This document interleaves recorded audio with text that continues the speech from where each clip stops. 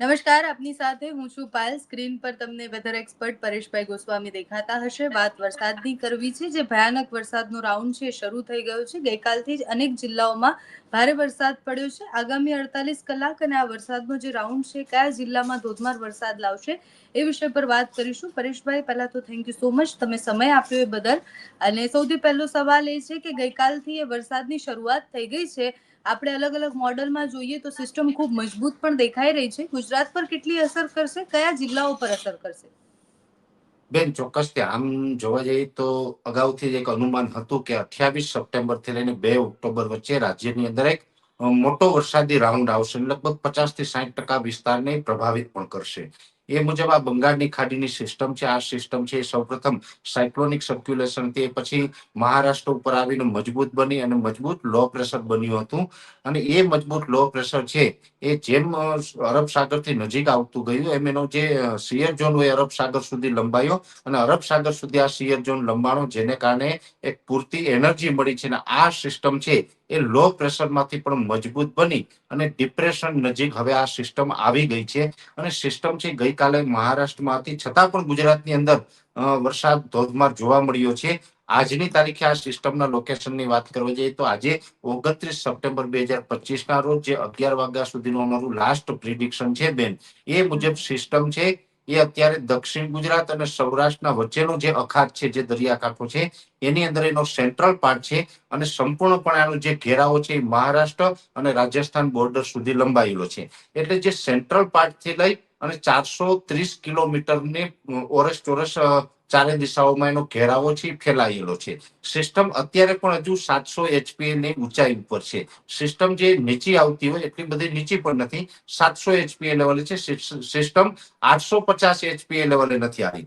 અને 700 એચપીએ લેવલે સિસ્ટમ છે, જેથી કરીને એનું સપોર્ટિંગ સાયક્લોનિક સર્ક્યુલેશન હોય છે એ લો લેવલે હોય છે, એ 850 એચપીએ લેવલે છે. જો સિસ્ટમ 850 એચપીએ લેવલે આવે તો પછી એનું સપોર્ટિંગ છે એ 900 એચપીએ લેવલ આવી જાય. તો અત્યારે ઘણું બધું તોફાન પણ ગુજરાતમાં જોવા મળ્યું હોત. પણ હવે એ 700 એચપીએ લેવલથી પસાર થશે એ ફાઇનલ કન્ફર્મ આનો ટ્રેક છે. સિસ્ટમ અત્યારે દક્ષિણ ગુજરાત અને સૌરાષ્ટ્રના વચ્ચેના દરિયા ભાગોની અંદર છે. છતાં પણ ગઈકાલથી આપણે જોઈએ છે મુજબ તમારા જે કહી શકાય ને કે ન્યૂઝ ચેનલના માધ્યમથી જે મને પણ સમાચાર મળ્યા અલગ અલગ વિસ્તારોમાં જે પ્રકારે ગઈકાલથી તોફાની વરસાદ પડી રહ્યો છે, આ તોફાની વરસાદ છે હજુ પણ લગભગ 36 થી 48 કલાક સુધી રાજ્યની અંદર જોવા મળશે. આજે 29 તારીખ થઈ છે. આજે રાત્રે પણ સૌરાષ્ટ્ર, દક્ષિણ ગુજરાત અને મધ્ય ગુજરાતની અંદર ગાજવીજ અને પવન સાથે ભારેથી અતિ ભારે વરસાદ નોંધાઈ શકે છે. કેમ કે હવે આ સિસ્ટમ છે ડિપ્રેશનની ખૂબ નજીક પહોંચી ગઈ છે. લગભગ આ મોડી રાત સુધીમાં ડિપ્રેશન પણ બની જશે આ સિસ્ટમ. અને એને કારણે આજે રાત્રે આવતીકાલે 30 તારીખે પણ આ વરસાદ છે એ જોવા મળવાનો છે. 30 તારીખ રાત, 1 તારીખે બપોર સુધીમાં લગભગ થોડુંક હળવું પડશે. સંપૂર્ણ વરસાદ બંધ નહીં થાય બેન, થોડુંક હળવું 1 તારીખે બપોર પછીના સેશનમાં પડશે.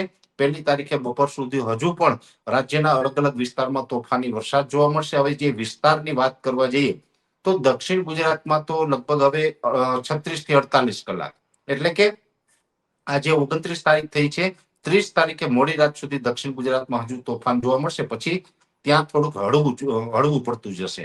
દક્ષિણ ગુજરાતની અંદર જે તમામ જિલ્લા છે, સુરત, વલસાડ, વાપી, નવસારી, બારડોલી, બીલીમોરા, ડાંગ, ભરૂચ, અંકલેશ્વર, રાજપીપળા, તાપી, આ તમામ જિલ્લાની અંદર હજુ પણ લગભગ 2 થી 3 ઇંચ ને 1-2 સેન્ટરમાં 5 ઇંચ સુધીના વરસાદ વરસી શકે છે. બીજા નંબરે રહેવાનું છે સૌરાષ્ટ્ર. આમ તો ગુજરાતની અંદર પહેલા નંબરે આપણે અનુમાન હતું કે પહેલા નંબરે દક્ષિણ ગુજરાત હશે, ત્યાં વધારે તોફાન હશે. સૌરાષ્ટ્રની વાત કરવા જઈએ, સૌરાષ્ટ્રમાં બીજા નંબરે જે તોફાન જોવા મળશે એની અંદર વધારે વરસાદની શક્યતામાં 4 જિલ્લા હશે: ભાવનગર, અમરેલી, ગીર સોમનાથ અને જુનાગઢ. આમ તો આજે છેલ્લી 24 કલાકની અંદર આ ચારે 4 જિલ્લાની અંદર લગભગ 2 થી લઈને 3 ઇંચ અને 1-2 સેન્ટરમાં 5 ઇંચ સુધીનો વરસાદ વરસી ચુક્યો છે. આ 4 જિલ્લા સૌરાષ્ટ્રના છે બેન, એમાંથી સૌથી વધારે વરસાદ છે એ ગીર સોમનાથની અંદર આ ગઈ રાત્રે જોવા મળ્યો છે. ત્યાં 5 ઇંચ કરતા પણ ઘણા બધા સેન્ટરમાં વધુ વરસાદ પડી ગયો છે. એટલે સૌરાષ્ટ્રના પણ આ વિસ્તારોની અંદર 1 તારીખ બપોર સુધી વરસાદ નોંધાશે. એ પછી સૌરાષ્ટ્રના બીજા વિસ્તાર હશે મોરબી, સુરેન્દ્રનગર, બોટાદ અને રાજકોટ. આની અંદર પણ વરસાદ છે, પણ હજુ વરસાદની તીવ્રતા ઓછી છે.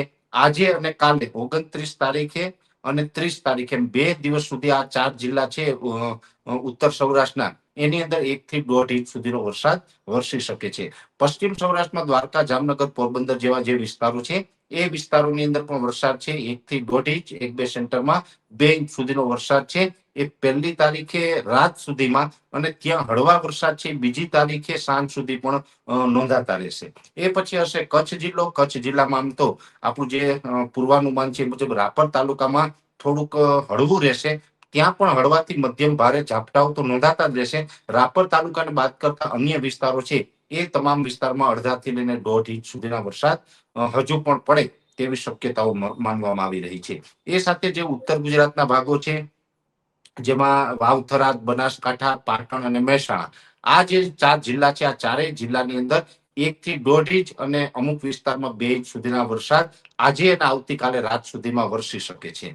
એ પછી જે સાબરકાંઠા અને અરવલ્લી જેવા ભાગો છે તેની અંદર હળવાથી મધ્યમ અને અમુક જગ્યાએ ભારે ઝાપટાઓ નોંધાશે. ત્યાં કોઈ અતિ વરસાદની અત્યારે હાલ શક્યતાઓ નથી દેખાતી, પણ વરસાદ ચોક્કસથી હશે. સામાન્યથી મધ્યમ 0.5 ઇંચ, 1 ઇંચ એની આસપાસ તો ત્યાં પણ પડી શકે, પણ ત્યાં 2-3 ઇંચ સુધીના વરસાદો પડે એવી હાલ કોઈ શક્યતાઓ લાગતી નથી. એ પછીનો વિસ્તાર જે કહી શકાય કે મધ્યપ્રદેશ બોર્ડરે આવેલા જિલ્લાઓ છે, જેમાં મહીસાગર, દાહોદ, ગોધરા, છોટાઉદેપુર જેવા વિસ્તારો છે, એ તમામ વિસ્તારોમાં હવે 1 ઇંચ સુધીના વરસાદની શક્યતાઓ છે. અત્યાર સુધી જે વરસાદો પડ્યા એમાં તીવ્રતા જે હતી એ જ તીવ્રતા રહેશે. તીવ્રતામાં વધઘટ થવાની શક્યતાઓ આવનારા 2 દિવસ સુધી ઓછી છે, છતાં પણ વરસાદ છે મધ્યમ તીવ્રતાથી ત્યાં ચારે જિલ્લાની અંદર નોંધાતો રહેશે.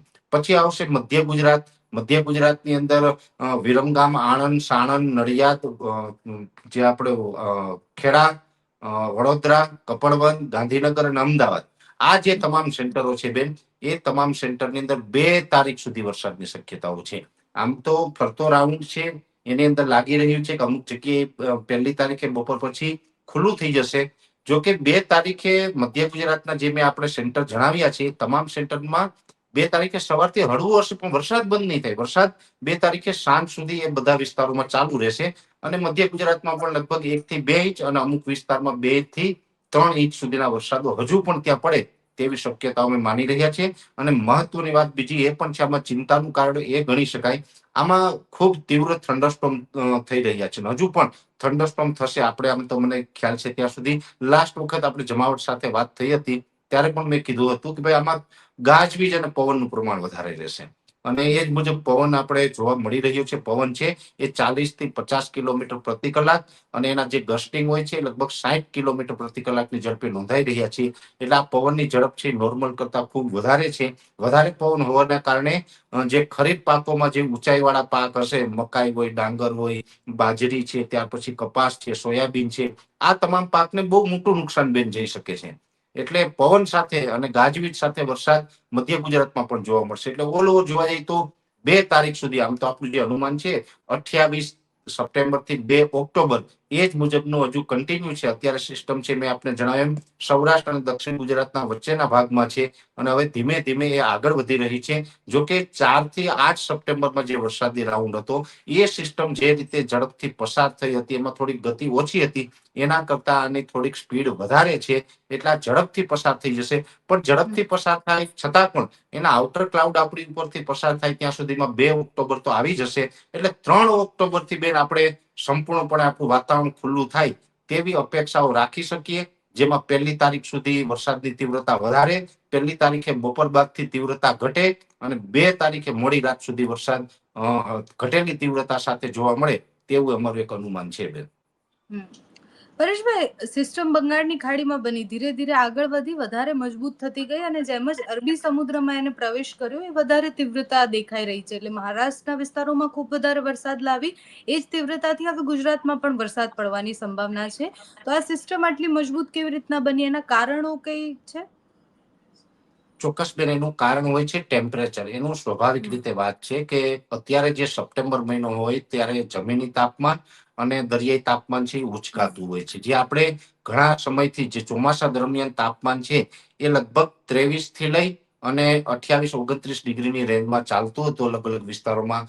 પણ જે સપ્ટેમ્બરની શરૂઆત થઈ એમાં પણ 8 સપ્ટેમ્બરે જે વરસાદી રાઉન્ડ આપણે ગત રાઉન્ડ હતો પૂર્ણ થયો. 8 સપ્ટેમ્બર પછી અચાનક તાપમાન ઉચકાયું અને તાપમાન છે 34 થી લઈને 37 ડિગ્રીની રેન્જમાં આપણા જમીની ભાગો ઉપર ગુજરાતની અંદર હતું.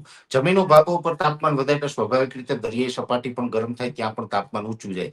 જ્યારે પણ તાપમાન ઊંચું હોય ને ત્યારે કોઈ વરસાદી સિસ્ટમ બને છે ને એમાં પણ દરિયાથી નજીક હોય અથવા તો દરિયાની અંદર જે સિસ્ટમો હોય, જેટલું દરિયાઈ તાપમાન ઊંચું હોય એટલી સિસ્ટમ મજબૂત બને. તમે એક ટેકનિકલ રીતે જોવો, જ્યારે પણ અરબ સાગરની અંદર આ સાયક્લોનિક સર્ક્યુલેશન બન્યું ત્યારે મજબૂત સાયક્લોનિક સર્ક્યુલેશન બન્યું. ભલે ત્યાં તાપમાન થોડુંક નીચું હતું છતાં પણ એ મજબૂત સિસ્ટમ ત્યાંથી બનીને આગળ ચાલી. એ મહારાષ્ટ્ર સુધી આવી ત્યાં સુધી નબળી ન પડી સિસ્ટમ, પણ નબળી પડવાની જગ્યાએ સ્ટ્રોંગ બની. શું કામ સ્ટ્રોંગ બની? તો કે જે સિસ્ટમનો જે હવાનો ચક્રાવો હોય બેન, એ એન્ટી ક્લોક રાઉન્ડમાં ફરતો હોય છે. ઘડિયાળની વિરુદ્ધ દિશામાં જ્યારે ચક્રાવો ફરે છે એટલે મહારાષ્ટ્ર ઉપર જે સિસ્ટમનો સેન્ટ્રલ પાર્ટ આવ્યો ત્યારે એના જે આઉટર ક્લાઉડ હતા, જે પવનોનો જે એ ચક્રાવો અરબી હતો એ સમુદ્રમાં પહોંચે. અરબ સાગરમાં આવી ગયો. એટલે અરબ સાગરમાંથી ઊંચું તાપમાન અને ભેજવાળા પવનો લઈ અને સિસ્ટમમાં મર્જ થઈ એટલે એને કારણે આ સિસ્ટમ છે એ વધુ મજબૂત બની ગઈ છે. અને વધુ મજબૂત બની છે એટલે હવે આ ગુજરાત ઉપરથી પસાર થઈ ગઈ પછી પણ આ નબળી નથી પડવાની. એ પશ્ચિમ દિશામાં આગળ વધતી રહેશે. હજુ પણ એ સિસ્ટમ મજબૂત થશે, ડિપ્રેશન બનશે, ડિપ્રેશન પછી ડીપ ડિપ્રેશન પણ બની શકે. અને ડીપ ડિપ્રેશન છે, જો એને પણ સતત ઊંચું તાપમાન મળે તો એ સાયક્લોન પણ ઘણી વખત બનતું હોય છે. પછી જો કે આગળ જતા ગુજરાતથી પશ્ચિમ દિશામાં ઓમાન તરફ જતા આગળનું તાપમાન નીચું આવશે એટલે એને સાયક્લોન સુધી આ સિસ્ટમને એ તાપમાન નહીં પહોંચવા દે. ઘણા બધા મિત્રો અત્યારે અલગ અલગ ઓલી જે ફ્રી એપ્લિકેશનોમાં જોઈને એવું અનુમાન આપતા હશે કે આમાં સાયક્લોન બનવાનું છે, પણ એમાં તાપમાન જોતા ભૂલી ગયા હશે કદાચ. એટલે હવે એ તાપમાન છે આમાં બહુ મહત્વનું હોય છે. અત્યારનું જે અરબ સાગરનું પશ્ચિમનું તાપમાન છે એ સપોર્ટેબલ નથી, એટલે કદાચ આ સિસ્ટમ છે, મારું જ્યાં સુધી અનુભવ છે ત્યાં સુધી સાયક્લોન નહીં બને. બનશે તો ચોક્કસથી આપના માધ્યમથી અમે માહિતી પણ આપશું, પણ એની શક્યતાઓ ઓછી છે. ડીપ ડિપ્રેશન સુધી જશે, ઓમાન અને યમન નજીક પહોંચશે ને પશ્ચિમમાં, ત્યાર પછી આ સિસ્ટમ નબળી પડી અને ત્યાં પછી એ વિખાઈ જશે. ત્યાં સુધી આની તીવ્રતા હજી ઘટવાની નથી બેન. છેલ્લો સવાલ છે પરેશભાઈ કે સિસ્ટમ તો ત્યાંથી પસાર થઈ જશે ગુજરાતમાં, તમે કીધું એ પ્રમાણે 2 તારીખ પછી પણ છૂટો છવાયો વરસાદ રહેશે, તો આપણે ઓફિશિયલી માનવાનું ક્યારે કે મોન્સૂન વિડ્રોલ થઈ ગયું કે પછી એની વિદાય થઈ ગઈ છે હવે ચોમાસાની? બેન, જ્યાં સુધી કોઈ પણ સિસ્ટમ પસાર થાય ને એ પછી હાઈ લેવલના વાદળો છે એ જોવા મળતા હોય છે, એટલે કે વાદળછાયું વાતાવરણ જોવા મળતું હોય છે. એ વાદળો 500 HPA લેવલે હોય એટલે જમીનથી 5.5 કિલોમીટર જમીનથી 5 કિલોમીટરની ઊંચાઈ ઉપર. એટલે એ જે હાઈ લેવલના વાદળો છે એ વાદળો જ્યાં સુધી રહેશે ત્યાં સુધી મોન્સૂન વિડ્રોલ ન થાય. પણ મને આશા છે કે 3 તારીખ પછીથી ધીમે ધીમે વાદળો છે હટવાનું ચાલુ થઈ જશે. 3 થી લઈ અને 10 ઓક્ટોબર સુધીમાં વાદળો હટી જશે અને લગભગ 7-8 તારીખે મોન્સૂન છે એ ત્યાં સુધીમાં તો ઓલ ઓવર ગુજરાતમાંથી વિદાય લઈ લીધું એવું ઓફિશિયલી જાહેરાત થઈ જશે. પણ અહીંયા જાહેરાત થતાની સાથે જ પહેલી વખત એવું બનશે કે જાહેરાત થઈ કે ભાઈ ચોમાસાની ગુજરાતમાંથી વિદાય, એનું 1 અઠવાડિયું પૂર્ણ નહીં થાય ત્યાં ગુજરાતમાં લગભગ 8 થી 11 ઓક્ટોબર વચ્ચે એક માવઠું થઈ જશે બેન. જે હા. દિવાળીના સમયની આસપાસ થશે. ના, દિવાળી તો આમ તો બેન 20 તારીખ આસપાસ છે, પણ દિવાળી પહેલા આપણે એક પહેલું માવઠું દિવાળી પહેલા શરદ પૂર્ણિમા આસપાસ કદાચ એક માવઠું થઈ જાય એવું અનુમાન છે. કેમ કે આ સિસ્ટમ પસાર થઈ જશે પછી ઓફિશિયલ જે IMD ઇન્ડિયન મિટિયોલોજી ડિપાર્ટમેન્ટ છે એમના તરફથી જે જાહેરાત થઈ જશે કે ભાઈ 2025 નું ચોમાસું છે એ ગુજરાતમાંથી વિદાય લીધી છે, એ જાહેરાત થઈ જશે ને 1 અઠવાડિયામાં જ. અને આ જ સિસ્ટમની પાછળની લેયરો હશે જેને કારણે એ ઝાપટાઓ માવઠું છે થવાનું છે. માવઠું શબ્દ એટલા માટે બેન વાપરવો પડશે, જ્યારે પણ રાજ્યમાંથી ચોમાસાની વિદાય થઈ જાય, ઓફિશિયલ જાહેરાત થયા પછી કોઈ પણ વરસાદ થાય એને આપણે માવઠું જ ગણવું પડે. એટલે એ માવઠું થઈ શકે છે.